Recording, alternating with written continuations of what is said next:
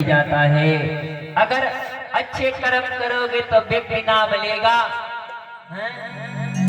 अगर गलत कर्म करोगे तो लोग कहते हैं अरे मर गया, अच्छा हुआ, बहुत गलत व्यक्ति था, चोरी डकैती पता नहीं क्या क्या करता था है। अगर अच्छा काम करके जाओगे तो तांता लग जाएगा तुम्हारे अंतिम समय में कितने अच्छे व्यक्ति थे जो आज इस संसार से गुजर गए, नाम ही रह गया। अच्छा एक बात बताइए, कल हमने आप लोगों से कहा कि भोजन स्नान करके ही बनाए, कितने लोगों ने स्नान करके भोजन बनाया? जरा हाथ खड़ा करिए। कोई नहीं ना, किसी ने नहीं स्नान किया। देखो कल से आज तक किसी की स्नान नहीं हुई। अरे ठंडे है तो क्या हुआ, गर्म पानी कर लो। कितनी गलत बात है। सबसे पहले रसोई में तो प्रवेश ही मत किया करो, जब नहीं आते तो भोजन भी खाना छोड़ दो।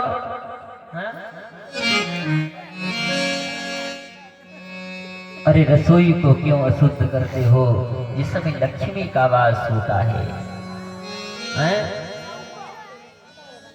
जितने ये हम सभी लोग वस्त्र पहनते हैं ये सब लक्ष्मी माता की देन है। खान पान का वैभव सब तुमसे आता। आरती में हम सभी लोग गाते हैं, खान पान का वैभव सब तुमसे आता। ये सब लक्ष्मी माँ ही देती हैं, खाने के लिए भोजन, पहनने के लिए वस्त्र। देखिए अच्छी शिक्षा जब अपने आप अंदर नहीं डालोगे तो बच्चों को क्या सिखाओगे? एक माता जी थी, उनकी बेटी का विवाह तय हो गया। जब विवाह तय हो गया तो बेटी ने कहा देखो माता जी, हमें भोजन तो बनाना आता ही नहीं है और आपने हमारा विवाह तय कर दिया। माता कहने लगी अरे इसमें कौन सी कठिनाई है, सबसे सरल बात है, गृह विज्ञान की किताब ले जाना ससुराल में और उसे देख देख करके भोजन बना लेना सारा। कन्या का विवाह हो गया और जब ससुराल में पहुंची, एक दिन सासू माँ ने कहा अरे बहू देखिए घर में 4 मेहमान आने को हैं, जरा जब मेहमान आ जाए तो रवा का हलवा तैयार कर देना। अब लड़की ने क्या किया, वही अपनी गृह विज्ञान की किताब जो मायके से लाई थी उसे रख लिया बैग में और आज वही गृह विज्ञान की किताब खोली। उसमें ढूंढ रही थी कि रवा का हलवा कैसे बनेगा।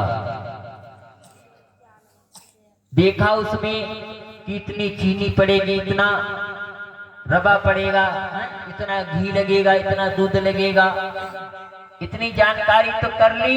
और मेहमान तब तक बाहर बैठे, सासू माँ बार बार बुला रही अरे बहू क्या रवा का हलवा तैयार नहीं हुआ, लेकर के जल्दी से आओ। गई हाँ हाँ माँ अभी आ रहे हैं, थोड़ी देर और रुक जाओ। काफी देर हो गई। जब माता जी ने अंदर जाके देखा, सासू माँ ने पूछा कहाँ है रवा का हलवा, तैयार नहीं हुआ। तो बेटी कहने लगी इसमें सब कुछ तो लिखा है, ये लिखा ही नहीं कि चूल्हा कैसे जलाएं। तो इसीलिए अपने बच्चों में ऐसे संस्कार डालो जो कम से कम वहां जा करके किसी को भोजन ना दे, कम से कम अपने लिए तो भोजन बना ही ले, हैं अपना तो पेट भर सके। माता गैरी शस्त्र पिता जो अपने बच्चों को अच्छे संस्कार नहीं देते हैं। भोली गोविंद भगवान की जय हो। बताइए हमने कथा कहां पर अभी छोड़ी थी, हम भी भूल गए। बताइए कोई लोग।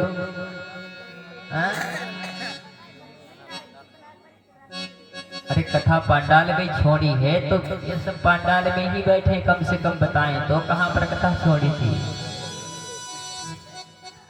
देखिए आज राजा परीक्षित ने अपने पुत्र जन्मेजय को बुलाया और राजगद्दी दे दी। कहा आज से तुम इसके अधिकारी हो, राज्यभार संभालो।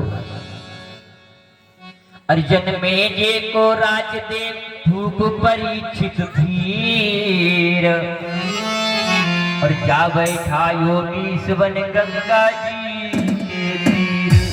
आज राजा परीक्षित जो थे योगियों का भेष बना करके गंगा जी के तीर पहुंच गए। और किसी दिन खाक के अंदर